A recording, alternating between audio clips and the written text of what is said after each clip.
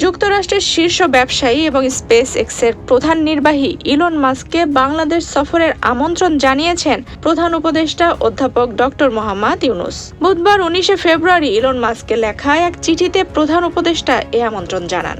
একই সঙ্গে মাস্ককে দ্রুততম সময়ে বাংলাদেশে স্টারলিংক স্যাটেলাইট সার্ভিস চালু করার আহ্বান জানিয়েছেন প্রধান উপদেষ্টা।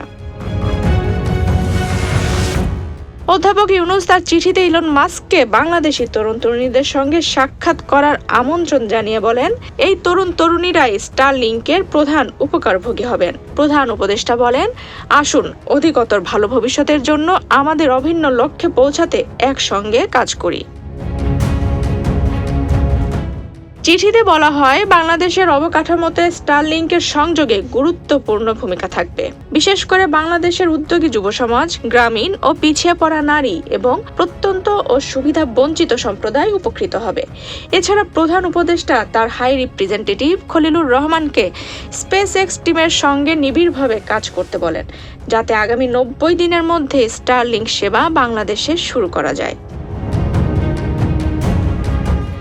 এর আগে গত 13 ফেব্রুয়ারি প্রধান উপদেষ্টা অধ্যাপক doctor Mohammad Yunus SpaceX, Tesla ও এক্সের কর্ণধার ইলন মাস্কের সঙ্গে টেলিফোনে আলাপ করেন।